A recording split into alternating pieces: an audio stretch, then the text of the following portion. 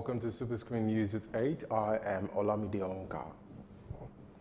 President Muhammadu Buhari has assured Nigeria that his administration is working hard to reduce the rate of unemployment in the country. President Muhammadu Buhari, who was represented by the Deputy Executive Secretary, National Universities Commission, Chinedu Mafiano, who disclosed this at the 22nd convocation ceremony of the University of Abuja. Mafiano said the administration is working hard to reduce the unemployment rate through several programs and initiatives, including the Empower Agricultural Small and Medium-Scale Enterprises. He charged Nigerian universities to continue to partner governments at all levels in order to build a thriving economy. President Muhammadu Buhari has assured the people of the Niger Delta that his administration will continue to support rapid development in the region. Buhari said he would consolidate on all ongoing projects and initiate new ones to create more economic opportunities and jobs for the people. Special Advisor on Media and Publicity to the President, Femi Adesina, who disclosed this, said President Buhari spoke while receiving a delegation led by Olu of Warri Ogiame Ekenwoli at Presidential Villa Abuja. Adesina said the President reiterated the federal government's commitment to maintaining peace and security in the Niger Delta. Buhari also promised to look into some of the concerns raised by the delegation, including the dredging of Escravos Bar for Warri and Cocoa Port in the region. The National Economic Council, NEC, on farmers and herdsmen clashes has visited Zamfara State on the fact-finding mission over security challenges in the state. The committee was led by its chairman, Ebonyi State Governor David Umar, said at the government in Gusau that the Vice President Yemi Osibanjo constituted a committee on behalf of the federal government. Umar said the committee is expected to interact with the government and major stakeholders in the state. Meanwhile, the Lagos State Chairman of the People's Democratic Party, Salvador Moshood, has reacted to the call of some of his party members to step down and vacate office. Political editor Adenike Owoye Ajiboye had an exclusive interview with the party chairman yesterday at the PDP Secretariat in Lagos State. The chairman of the People's Democratic Party, PDP, in Lagos, Moshood Salvador, whom some members of the party say they have passed a vote of no confidence on, saying he must step down. This new dispensation, the Congress of 2017 December, this is Shomolu. This is Oshodi Solo. This is our organizing secretary, state. The new organizing secretary. Reacting to the development in an exclusive interview with SuperScreen, Honorable Salvador said such move can never be possible. They are not member of ESCO, none. Somebody even told me that they said LGA chairman were there. It's a lie. We have all our LGA chairmen. This is Shomolu LGA chairman sitting down there. All other LGA, 20 LGA chairmen are down there. This is the Southwest Lagos East chairman. This is Lagos Central chairman. This is the treasurer. This is the woman leader. This is Abba. They are all downstairs. They cannot go and pick any mechanic or organizer and call them because they know public don't know anything about all this. It's a deceit, and they will be dealt with. The chairman produced by Congress, they are all down here. These are the people that have the mandate to pass vote of confidence or vote of no confidence on people, not former. So it would be right for me to say that their vote of no confidence does not count? Does not count. It only no water. We don't even know the people having vote of no confidence.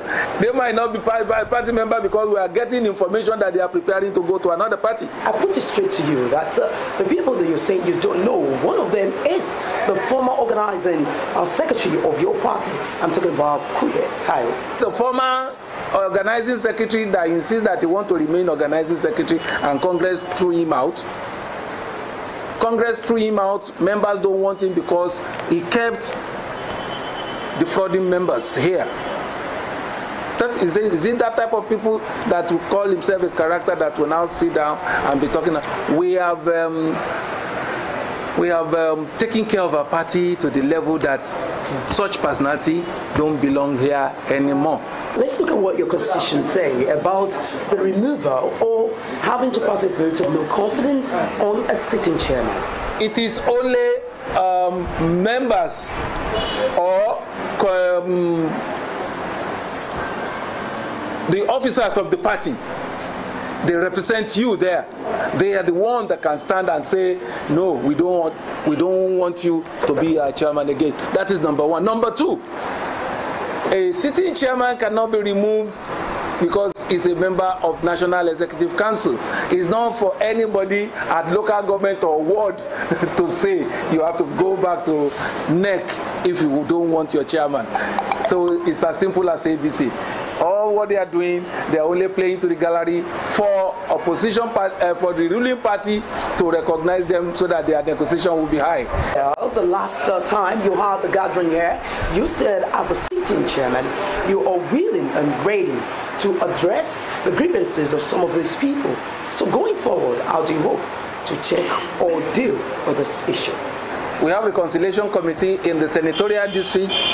All the senatorial districts have reconciliation committee. If you have grievance, you have to put it together and submit it to your reconciliation committee. If you are not satisfied with their decision, then you come to that of the state. It's not for you to be going all about the street shouting without substance. We have made provision for all this, and I can assure you they will soon realize that they are making a great mistake. Whatever the case is, what remains to be seen is how PDP puts her house in order to be able to plan for the 2019 general elections. Adinkiwe Ajiboye, SuperScreen News. Moving on with the news now, troops in Borno have killed 5 Boko Haram insurgents and captured the top commander of the group in the ongoing operation in Sambisa Forest and the Lake Chad Basin. Deputy Director, Army Public Relations, Onye Mawanchuku of Operation Lafia Dole, who disclosed this in a statement, said the troops also rescued 3 civilians, recovered vehicles and high-caliber ammunition in various operations in the past 2 days. Wanchuku said the troops engaged and neutralized a number of fleeing insurgents while attempting to escape the military blocking position in one of the declared enclaves. Reactions have continued to trail recent claims of missing public funds in the country.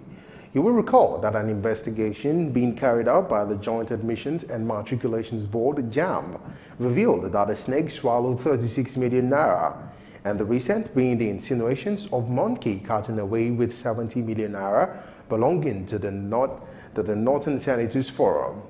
In an interview with SuperScreen Television, a public affairs analyst, Tunde Kolawole, attributes the development in effective fight of the government by President Muhammadu Buhari against corruption.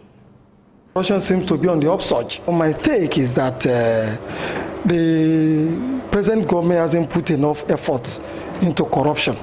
That what they're doing appears to be that of a lip service.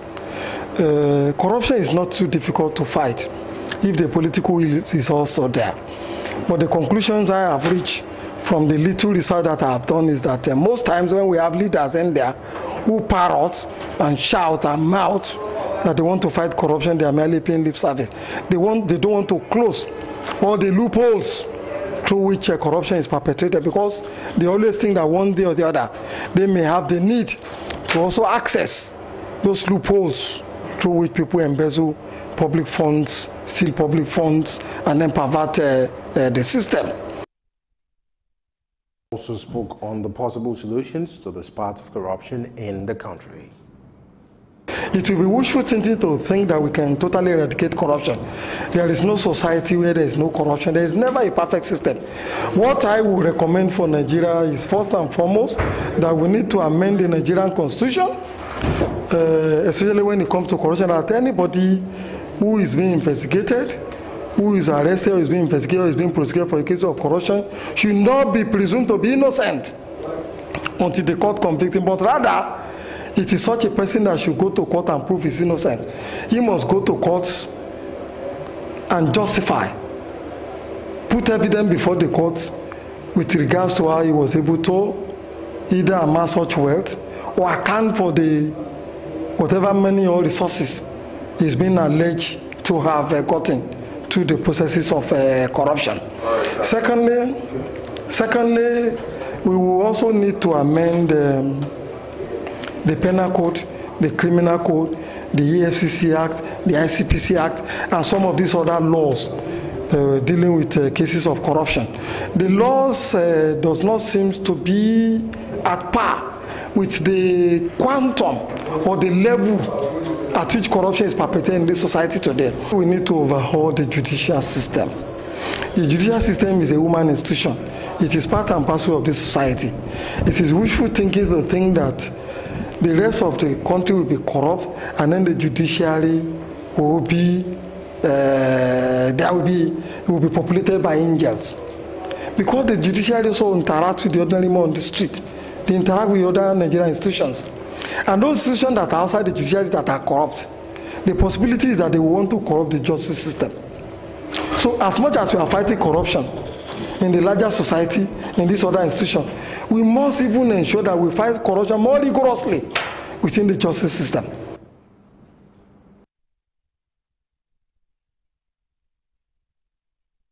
Agency NDLEA has destroyed illicit drugs worth more than 10 billion naira in Benin.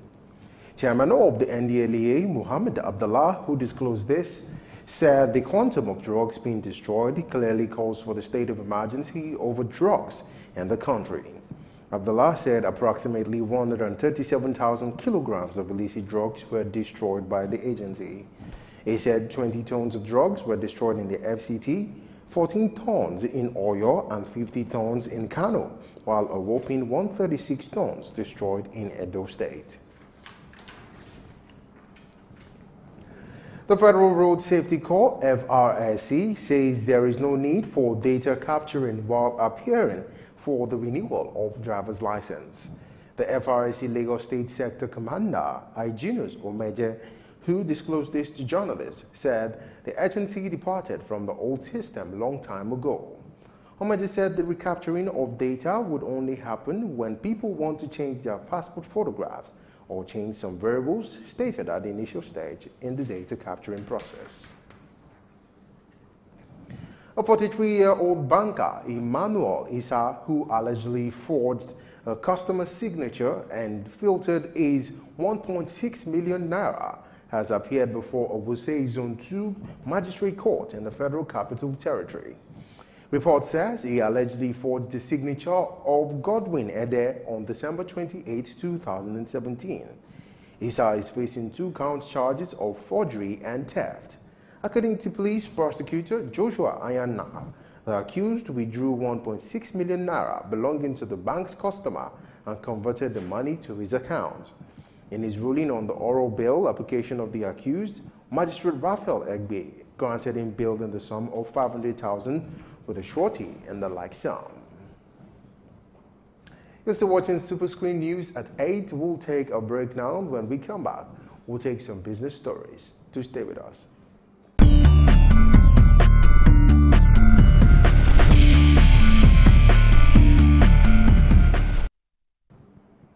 Welcome back to SuperScreen News at 8, and now for some business stories.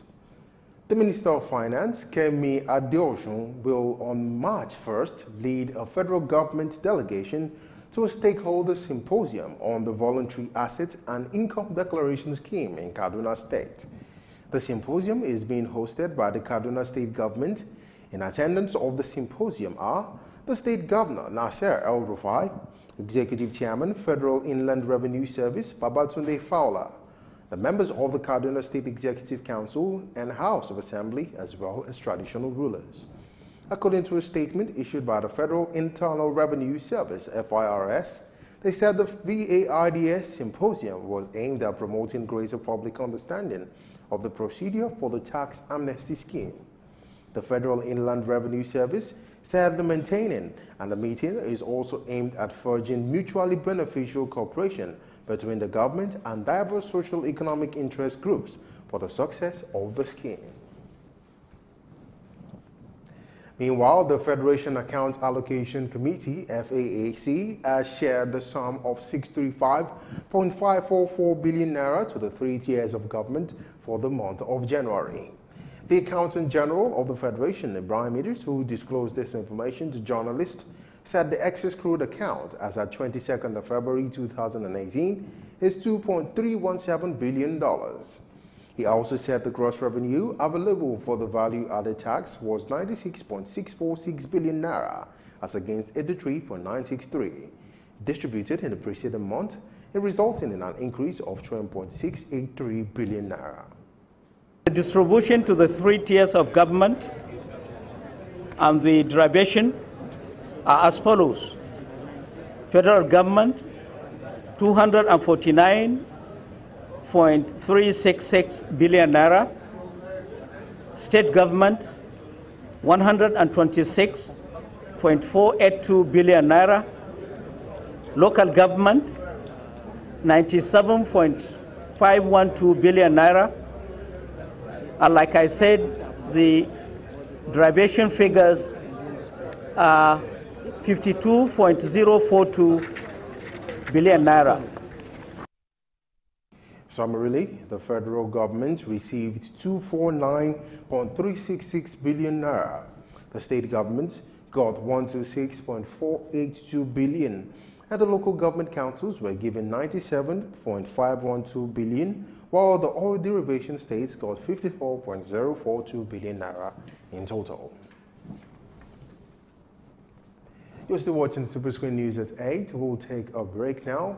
When we come back, we'll take some news from the foreign scene as well as some interesting sports stories, all on SuperScreen News at 8. Stay with us.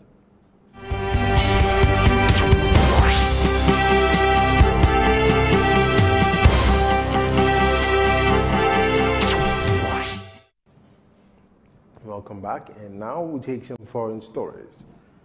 Leaders of the Gulf Cooperation Council, the GCC, are scheduled to meet with U.S. President Donald Trump next month. The leaders of the region will conduct a bilateral visit with the Trump in a bid by Washington to resolve the ongoing Gulf diplomatic crisis.